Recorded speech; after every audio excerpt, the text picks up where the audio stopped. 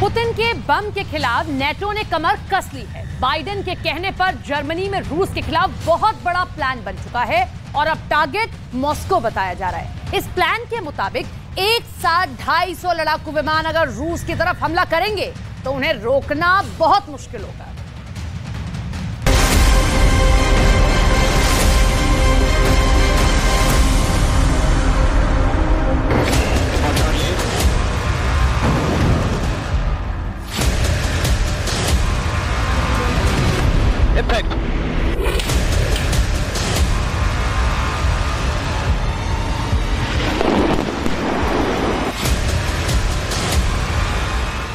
Europe से बहुत ही खतरनाक फाइटर जेट लॉन्च हो रहे हैं।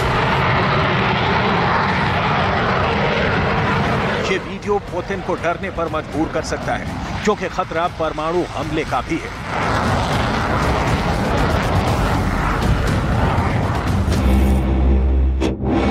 ये अमेरिका का F-35 है।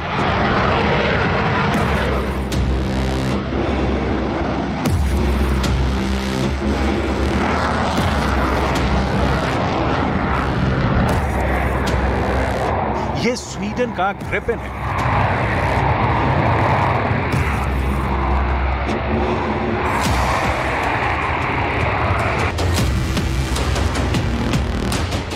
ये ब्रिटेन का यूरोफाइटर है। यहां जर्मनी का यूरोफाइटर भी है।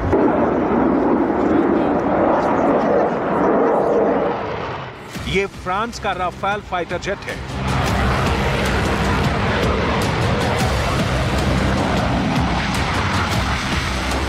ये नॉर्वे का F-18 सुपर हॉर्नेट है।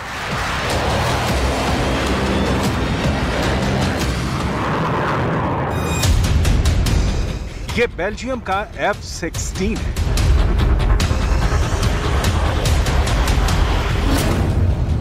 इन सबके टारगेट पर है पुतिन की राजधानी यानी मॉस्को। ये फाइटर हर दिशा से उड़ेंगे और इनके निशाने पर होगी रूस की कैपिटल। रूस पर सबसे बड़ी बमबारी के लिए यूरोप और नाटो की एयरफोर्स पूरी तरह से तैयार है। अगर ये विमान रूस की सरहद में घुस गए तो क्या होगा? क्या पुतिन इन्हें रोक पाएंगे या ये मॉस्को पर ऐसी बमबारी करेंगे कि नौबत वर्ल्ड वॉर की आ जाएगी?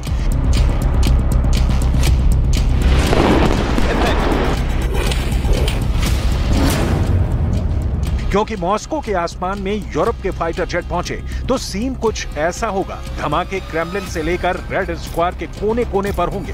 कोशिश पुतिन की सत्ता को पूरी तरह से हिलाने की होगी, लेकिन ऐसी बमबारी अगर हुई तो समझ लीजिए कि फिर विश्व युद्ध होने से कोई नहीं रोक पाएगा। ये खतरा नाटो को भी है। ये पुतिन से लेकर बाइडेन तक जानते हैं, लेकिन डर यही है कि नाटो के फाइटर, चाहे वो F-35 हो या फिर यूरोफाइटर, वो F-16 या ग्रिपेन से लेकर राफेल तक पुतिन के शहर पर टूटना चाहते हैं और बम बहुत ज्यादा बरसाना चाहते हैं।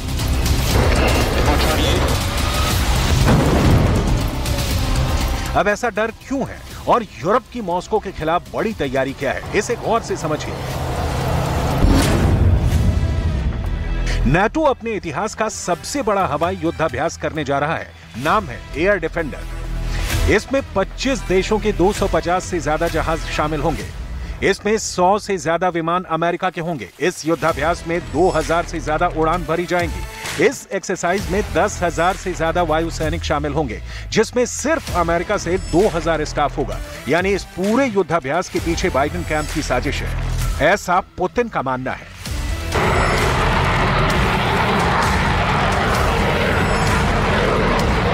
20 Nationen, 250 Flugzeuge mit fast 10.000 Teilnehmern. Das sind insgesamt dann in den knapp 10 Tagen, die wir üben werden, kommen wir damit auf circa 2000 Flüge insgesamt. Wir sind ein defensives Bündnis und so ist auch diese Übung defensiv ausgelegt.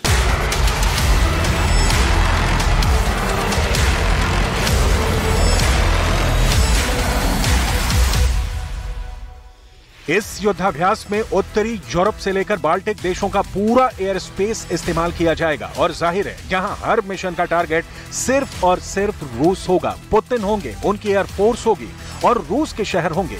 इस युद्धाभ्यास में practice की जाएगी कि कैसे युद्ध के दौरान रूस के खिलाफ मिशन शुरू किए जा सके, कैसे विमानों को एक बेस से दूसरे बेस और फिर रूस के करीब तक ले जाया जाए। अभी इस युद्धाभ्यास की मेजबानी जर्मनी कर रहा है, जहां के बहुत से एयरबेस इस एक्सरसाइज को लेकर एक्टिव कर दिए गए हैं। साथ में द नीदरलैंड्स और चेक गणराज्य में भी ऑपरेशन किए जाएंगे। हैरत की बात यह है कि कलिनिनग्राड को लेकर नाटो डरा हुआ है और रूस के इस इलाके की तरफ से वो कोई उड़ान नहीं भरेगा।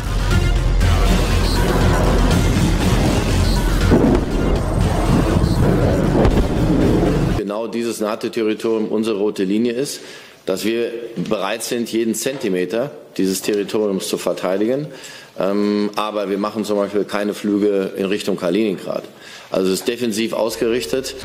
नाटो के लगातार होने वाले छोटे छोटे युद्धाभ्यास से ऐसी तस्वीरें आई हैं जिनमें बहुत ज्यादा आग है, जो ऐसी नजर नहीं आएंगी। इसके मायने समझने होंगे तो आपको बहुत बड़े बड़े धमाके जरूर देखेंगे, जो मॉस्को में हो सकते हैं, जो सेंट पीटर्सबर्ग में किए जा सकते हैं। ये KC-135 टैंकर है जिससे अमेरिका और बाकी नाटो के लड़ाकू विमानों में ईंधन भरा जा रहा है ताकि ये लंबे मिशन के लिए तैयार हो सके। नाटो में शामिल देशों ने रूस विरोधी गुट को इसलिए चुना क्योंकि वो पुतिन को बड़ा खतरा मानते हैं और रूस के खिलाफ मिलकर लड़ने में अक्लमंदी समझते हैं, क्योंकि इसमें कोई भी अकेले पुतिन का मुकाबला नहीं कर सकता।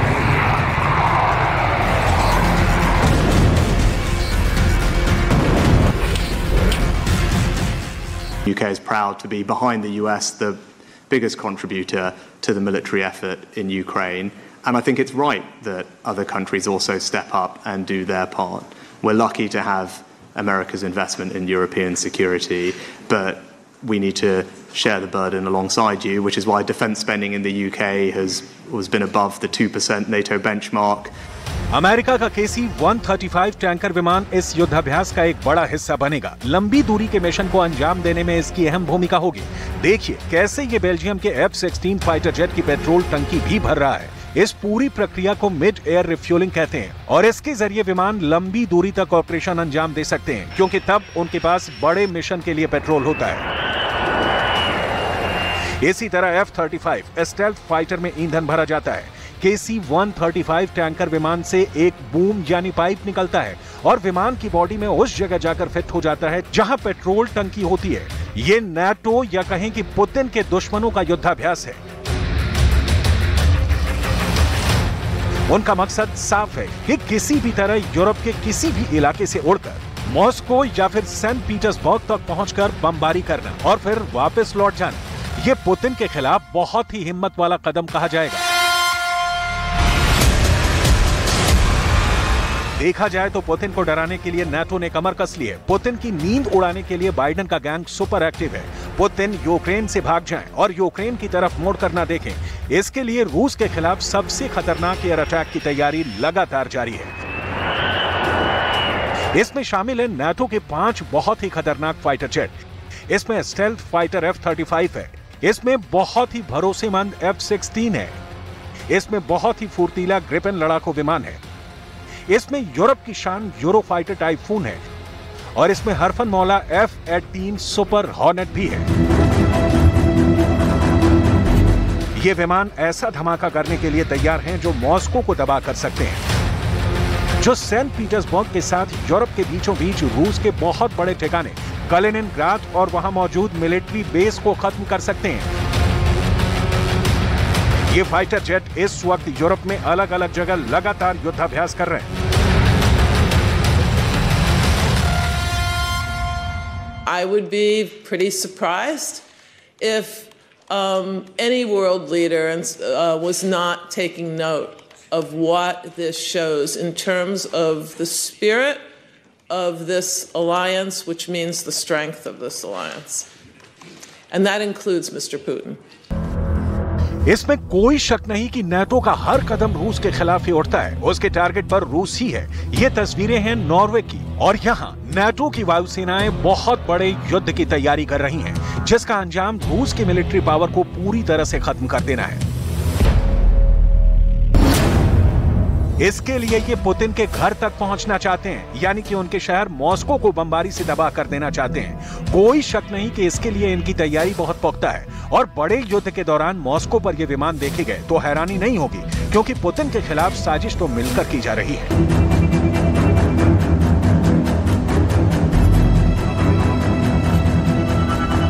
बाइडेन बहुत ही प्लानिंग के साथ नाटो के विमानों को इकट्ठा करके पुतिन को लगातार डरा रहे हैं, पुतिन को डायरेक्ट चैलेंज कर रहे हैं और इसमें उनका front line fighter jet F-35 सभी विमानों की अगुवाई कर रहा है। अमेरिका और रूस के भी किसी भी बड़ी टक्कर में अमेरिका सबसे पहला वार इस फाइटर जेट से करना चाहेगा। F-35 अमेरिका का स्टेल्थ फाइटर जेट है जो रडार की पकड़ में नहीं आता। यही इसकी सबसे बड़ी खासियत है।